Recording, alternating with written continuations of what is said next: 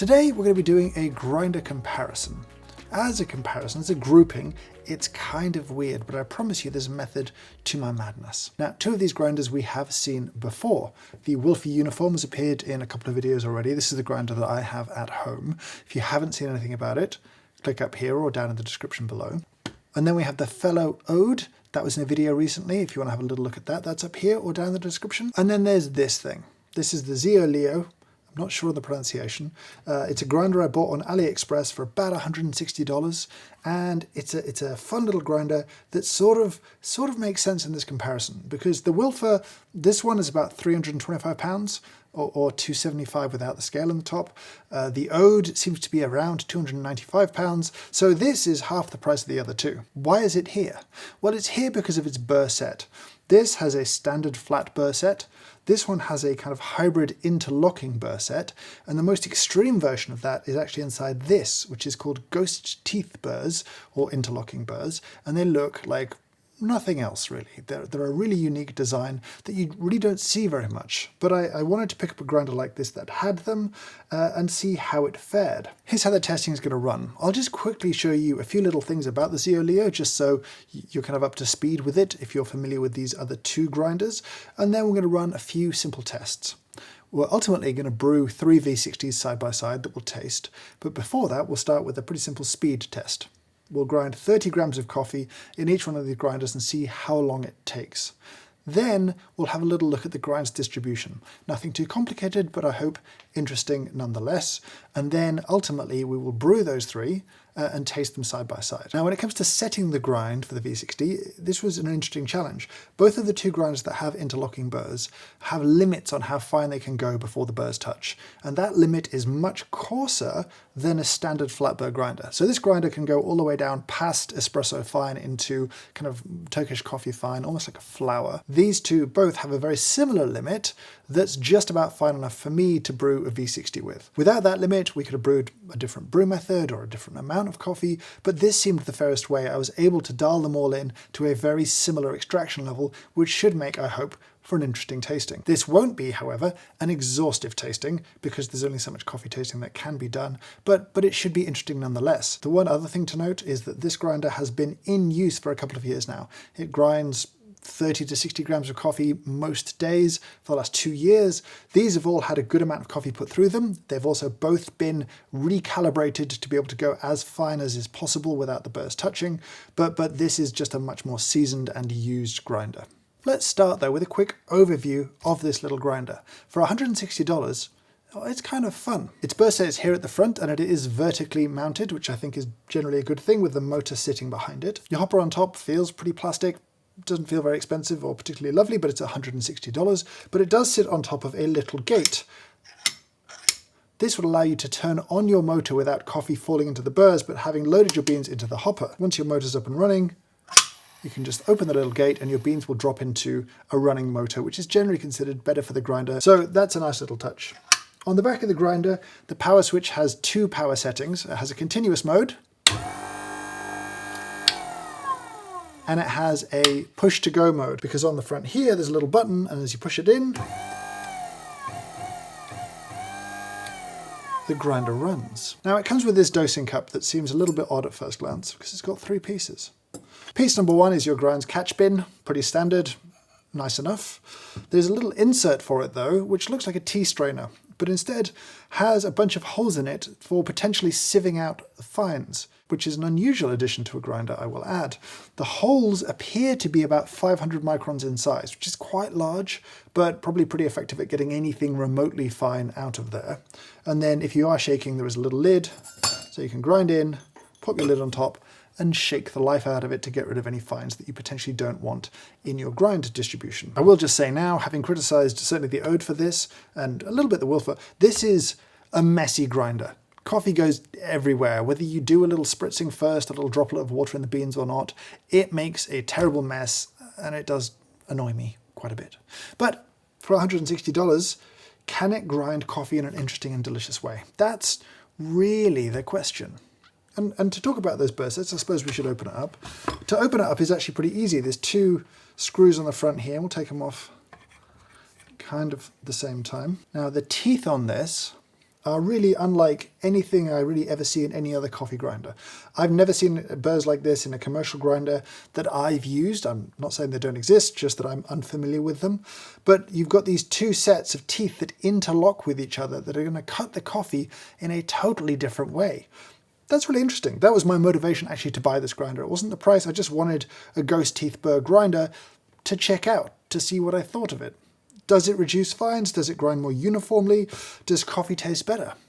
These are the questions we want to answer. So I'll put it back together, weigh out some coffee, and we'll run our first test, which is grind speed. Ready, steady, go.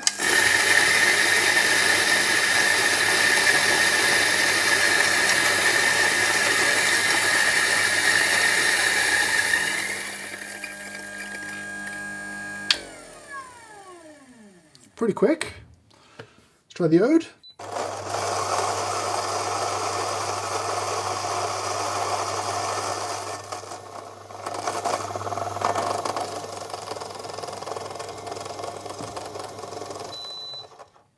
Very quick. And now let's try the Wilfa.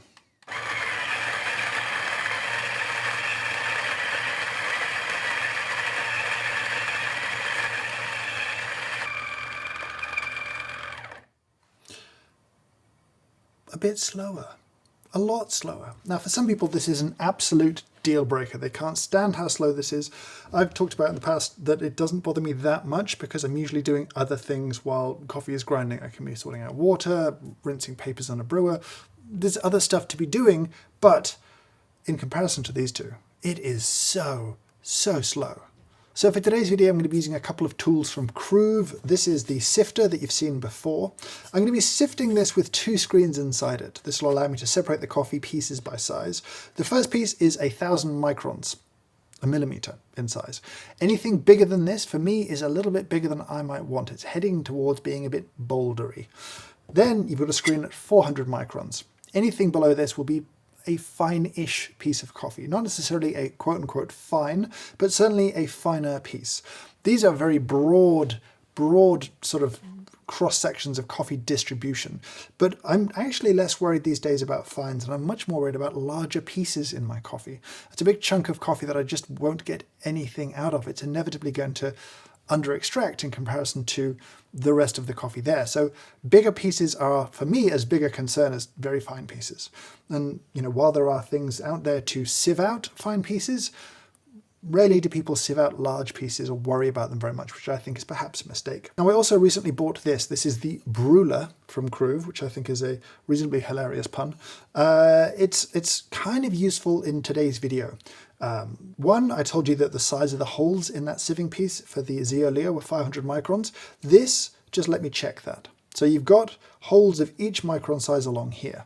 Now this is intended, I think, to be put next to coffee to give you an idea of how large your pieces of coffee are. They also give you a little grind distribution chart to show you roughly where each brew method kind of lies. Let's start sifting. I'll give each grinder a couple of minutes of shaking, and then we'll have a look at how those 30 grams of coffee have separated out. So far so interesting, and I'll throw that data up now as a percentage of the total grounds. That way it's kind of normalized for any retention stuck in the grinder, and you can have a look at that chart. Now, this is really important. Before you make any real meaningful decisions or inferences from this data, know that it's mostly worthless. This is not a full grind distribution. This just gives you a rough idea of how many pieces are above a certain size, how many pieces are below a certain size. That's it. There's no more granular information about the distribution. What's notable to me is that these are all grinders achieving a similar level of extraction for a similar brew method with quite different grind distributions. When you brew coffee, it's really only the surface of the grounds that can be extracted. In a large piece of coffee, water won't really meaningfully penetrate inside it to get the good stuff out. It'll really be what's on the surface. What you can't tell, even from a grind distribution chart, is total surface area, because it's kind of a 2D snapshot of a 3D thing. Looking at this, I don't know how they're going to achieve a similar level of surface area, and I don't know how that's going to taste yet. That's what we're going to find out. But what we can't say is that the uniform is better from that testing, even though it may have less larger pieces, comparatively few very fine pieces. We don't know whether the stuff between 400 and 1000 is a widespread or unimodal. We just don't know that stuff. But when we taste, that's the important thing. And we should probably taste.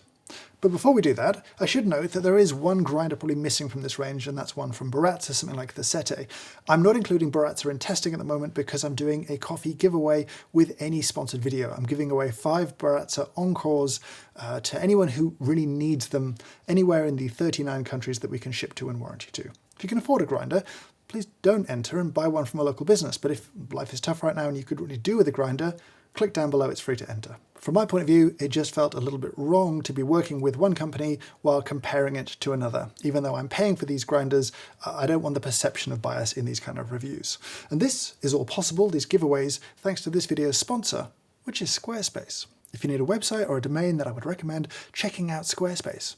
I use Squarespace to build websites because I can take an idea, I can take my images and my words, and I can choose one of their templates. And they have a host of templates, whether it's for a coffee shop or a restaurant, or it's for a blog, or for an e-commerce little business. Doesn't matter, they've got something for everything that I can craft and turn into something that is mine and is beautiful and will look great on any browser, any device. What's more, there's nothing to patch, upgrade, install, it's all taken care of. But please don't take my word for it. If you're curious, you can sign up for a free trial. You can build something. And after 14 days when you're ready to launch, use code James Hoffmann for 10% off any website or domain. Thanks to Squarespace for sponsoring this video. So we're going to brew 3 V60s back to back. What I'm going to do is pour a good sized sample of each brew into a cupping bowl. It'll be marked on the bottom for which grinder it came from. Once they're all brewed, then I will leave, someone else will switch them around so I don't know what I'm tasting. I'll let them all settle to kind of room temperature when they'll be very easy to taste the differences, and I'll come back and taste them and talk about them, and then at the end of that, I'll find out which is which. Let's brew.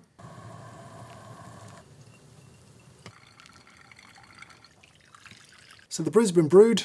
I'm going to leave the room, these are going to get switched around, and I'll come back when they're cool enough that they're all pretty similar temperatures, and I'll start tasting then. Now, as we get into the tasting, this is a really important thing to think about first. This is why people get kind of mad about refractometers, because if you measure the refractive index, if you measure the strength of these 3 brews, they're all pretty much the same.